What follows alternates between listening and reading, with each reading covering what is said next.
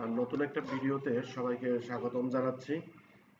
ইতিমধ্যে এনটিআরসিএ একটি সুখবর দিয়েছে, যেটি হলো আহ, আমাদের যে পঞ্চম সাইকেলে যে নিয়োগগুলো হয়ে গেছে, আমরা যে সকল প্রার্থী সুপারিশ প্রাপ্ত হয়েছে তাদের প্রসেস চলতেছে, অর্থাৎ তাদের আহ, কাগজপত্র এনটিআরসি এতে জমা দেওয়ার এখন সময় শুরু হয়ে গেছে। অর্থাৎ 7 তারিখ থেকে তারা সরাসরি সশরীরে তাদের কাগজপত্র নিয়ে এনটিআরসি এ জমা দেবে। জমা দেবার পরেই কিন্তু তাদের সুপারিশপত্র সেখান থেকে চলে আসবে, এবং তার মাঝেই তাদেরকে পুলিশ ভেরিফিকেশন, যেটা ভি রোল ফর্ম, তাদের ফিল আপ করতে হবে। কিন্তু এরই মাঝে এনটিআরসি আমাদের জন্য একটি সুখবর দিয়েছে, যেটি হচ্ছে পঞ্চম সাইকেলের পাশাপাশি যেটি সাইকেল 4 ছিল, অর্থাৎ এই যে এখানে আমাদের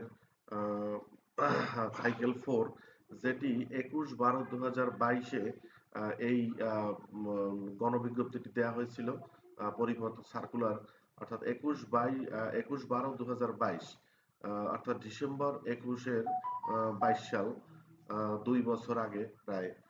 তো সেখানে আমাদের যে সকল প্রার্থীরা আবেদন করেছিল, তো সেই সকল প্রার্থীরা যারা সুপারিশ প্রাপ্ত হয়নি, তো তাদের ভিতর থেকে যারা যোগ্য বা যাদের সবকিছু সঠিকভাবে ভেরিফিকেশন হয়ে গেছে, কিন্তু তারা এখনো সুপারিশ প্রাপ্ত হয়নি, এই রকম বেশ কিছু প্রার্থীকে ইতিমধ্যে এনজিআই, অর্থাৎ আমাদের এনটিআরসি থেকে তাদেরকে সুপারিশ করা হয়েছে। তো আমরা যে সকল প্রতিষ্ঠান আবেদন বর্তমানে দেয়া ছিল, অর্থাৎ আমাদের পঞ্চম সাইকেলে আমাদের যে আবেদনগুলো দেওয়া ছিল, সেই আবেদনগুলোর উপরে ভিত্তি করে যে সকল টিচার আমরা পঞ্চম সার্কুলারে পেয়েছি, আর যারা পাইনি, তাদের এখন আবার নতুন করে তাদের ভিতর থেকে, অর্থাৎ চতুর্থ সাইকেলের ভিতর থেকে কিছু প্রার্থী তারা কিন্তু বাছাই করে আমাদেরকে এই বর্তমান যে আমাদের রিকুইজিশনটা ছিল পঞ্চম সাইকেলে, সেই সাইকেলে আমাদেরকে কিন্তু তারা দিয়ে দিয়েছে। তো ইতিমধ্যে প্রতিষ্ঠান প্রধানদের মোবাইলে অলরেডি মেসেজগুলো চলে এসেছে যে ক্যান্ডিডেট সিলেক্ট কে হয়েছে এবং কত কোন ফেজ থেকে তারা চলে এসেছে, অর্থাৎ কত পরিপত্র থেকে। এখানে বলা আছে সাইকেল 4 থেকে তারা চলে এসেছে। তো আমি কিভাবে আপনারা এটি দেখবেন, এটি দেখার জন্য আপনারা ngi.teletalk.com.bd এই ওয়েবসাইটে চলে যাবেন। সরাসরি এখানে যে কোনো ব্রাউজারে ngi.teletalk.com.bd এই ওয়েবসাইটে ঢোকার পরেই যেখানে non government teachers registration and certification অথরিটির এখানে একটি পেজ রয়েছে যেটি টেলিটক নিয়ন্ত্রণ করে। তো এই পেজ থেকে আমরা চলে যাব সরাসরি রিক্রুটমেন্ট 4-এ। রিক্রুটমেন্ট 4-এ চলে যাব, কারণ ইতিমধ্যে আমি দেখাচ্ছি রিক্রুটমেন্ট 5 এর যেটা ছিল, যে 5-এ আমাদের দেখার জন্য এভাবে আসতে পারে। আমরা কন্টিনিউ টু সাইটে ক্লিক করব। কন্টিনিউ টু সাইটে ক্লিক করলে আমাদেরকে সাইটে তারা প্রবেশ করাবে। এটি কিন্তু হচ্ছে পঞ্চম সাইকেলের যাবতীয় তথ্য। এটি আমাদের এই রেজাল্ট দেওয়া হয়েছিল 31/3/2024, এবং এটি আমাদের পাবলিক সার্কুলার ছিল 31/3/2024-এর ই অ্যাপ্লিকেশন পাবলিক সার্কুলার, এবং লিস্ট ভ্যাকান্ট পোস্টও একই সময় প্রকাশ করা হয়েছিল। তো আমরা যদি ইনস্টিটিউট সেকশনে আমরা চলে যাই, সেখানে আমরা আমাদের রেজাল্ট রেজাল্ট যদি আমরা দেখি যে ই রেজাল্ট, এই ই রেজাল্ট থেকে আমরা আমাদের যেটা বর্তমান যেটি ছিল, যে বর্তমান যদি আমরা ইনস্টিটিউট ভিউ বা পাবলিক ভিউ যেভাবেই আমরা দেখি না কেন, তো আমরা ইনস্টিটিউট ভিউ যদি আমরা যাই, এখানে আমাদের ইউজার আইডি এবং পাসওয়ার্ড যখন আমরা দিব, দেওয়ার সাথে সাথেই আমরা এখানে আমাদের বর্তমান পঞ্চম সাইকেলে যিনি নিয়োগপ্রাপ্ত হয়েছেন আমাদের রিকুইজিশন ভিত্তি করে, তার কিন্তু এখানে তথ্য দেখা গেছে।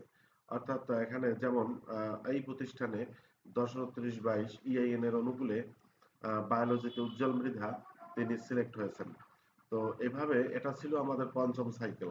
তো একইভাবে আমরা যদি এখন একটু ব্যাগে চলে যাই, ব্যাগে গিয়ে আমরা যদি আমাদের চতুর্থ সাইকেলে যাই, চতুর্থ সাইকেলে চলে যাব। চতুর্থ সাইকেল থেকে আমরা যে মেসেজটি পেয়েছি, সেই মেসেজটি হচ্ছে আমাদের এই চতুর্থ সাইকেলে যারা আবেদন করেছিল তাদের অলরেডি রিকমেন্ডেশন লেটার তাদেরকে দিয়ে দিয়েছে। তারা এই সুপারিশপত্র নিয়ে তারা হয়তো ২-১ এর মধ্যে আমাদের সাথে যোগাযোগ করবে, অর্থাৎ যে সকল প্রতিষ্ঠানে তারা সুপারিশ প্রাপ্ত হয়েছে।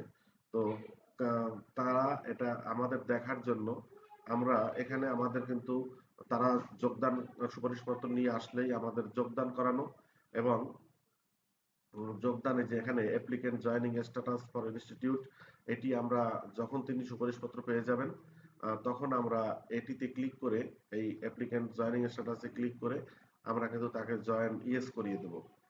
তো এখানে আমরা যদি পাবলিক সার্কুলারের রেজাল্টটা দেখি, যেটি আমি আগেই বলেছি যে 2022 সালের 21/12 ডিসেম্বরে 21 তারিখ পাবলিশ হয়েছিল। তো এটা যদি আমরা এখানে দেখি যে ই রেজাল্টটা আমরা যে রেজাল্টটা যদি আমরা এখানে ইনস্টিটিউট ভিউ দেখি, তো এখানে আমি ওই একই প্রতিষ্ঠানের EIN এ আমি লগ ইন করলাম। তো লগ ইন করলে এখানে আমাদের একজন চলে এসেছে অলরেডি, এই যে যিনি চতুর্থ সাইকেলে আমাদের নিয়োগ প্রাপ্ত মানে সুপারিশ প্রাপ্ত হয়ে অ্যাসিস্ট্যান্ট টিচার জনাব MD শাহিন শাহিন আলম, দশম ব্যাচ থেকে তার এটা হচ্ছে রোল। তিনি MPO পোস্ট আমাদের যেটি দেয়া ছিল জেনারেল কোটায়, তিনি কিন্তু চলে এসেছেন, সুপারিশ প্রাপ্ত হয়েছেন। তো ইতিমধ্যে আমরা এই ক্যান্ডিডেট যদি এই যারা আমরা পরিচিত আছেন যদি কেউ থাকেন এই EIN এর অনুকূলে, আমার বিশেষ করে এটা হচ্ছে আমার প্রতিষ্ঠান, তো অবশ্যই যোগাযোগ করার জন্য বলবেন। তিনি যদি আমাদের নাম্বার নাও থাকে তাকে যোগাযোগ করার জন্য বিশেষভাবে বলা হলো। তো এই অবস্থায় আমরা এবং কয়েকদিন আগেই গত 2-3 দিন আগে কিন্তু এই মেসেজটি অলরেডি আমাদের মোবাইলে চলে এসেছে। তো অনেক প্রতিষ্ঠান প্রধানের এই সরকারি সিমটা হাতে অনেকে না থাকার কারণেও অনেকে কিন্তু মেসেজটা মিসিং করেছে। কিন্তু আপনারা দ্রুত অন্তত আজকে কালকের মধ্যেই আপনারা দেখে নেবেন যে এখানে আপনাদের নামে স্কুলের অনুকূলে কোনো শিক্ষক চতুর্থ গণবিজ্ঞপ্তি থেকে চলে এসেছে কিনা। তো এটা একটি জরুরি বিষয়। তো ধন্যবাদ সবাইকে সাথে থাকার জন্য। এবং এই পাবলিক সার্কুলারটা ছিল, আবারও বলি যে 22-21-12 এই সার্কুলারটি ছিল। তো ধন্যবাদ সবাইকে ভিডিওটি দেখার জন্য, এবং আশা করি আপনারা যার যার প্রতিষ্ঠানের পক্ষ থেকে দেখে নেবেন। এখানে আর একটা পদ্ধতি আছে দেখার জন্য, সেটা আমি দেখিয়ে দিচ্ছি। যদি ইনস্টিটিউটের EIN না দিয়েও আমরা দেখতে পারি, ই রেজাল্টস ফর পাবলিক ভিউ যদি আমরা ক্লিক করি, সেখানে পাবলিক ভিউতে গিয়ে আমরা ইনস্টিটিউট ডিস্ট্রিক্ট দিয়ে দেবো, ডিভিশন আমি বরিশাল দিচ্ছি এবং আমার জেলাটা দিচ্ছি পিরোজপুর। তো এখানে আমাকে সার্চ করতে বলা হয়েছে। তো এটি যদি আমি সার্চ দেই যে 10-29-22, তাহলেও কিন্তু ওই তার সেই শিক্ষক যিনি সুপারিশপ্রাপ্ত হয়েছেন তার নামটা কিন্তু এখানে চলে আসছে। তো তার মানে উনি আমার বিদ্যালয়ের অনুকূলে উনি সুপারিশপ্রাপ্ত হয়েছেন। আহ, তো এই হচ্ছে মোটামুটি পাবলিক ভিউ থেকে দেখার পদ্ধতি।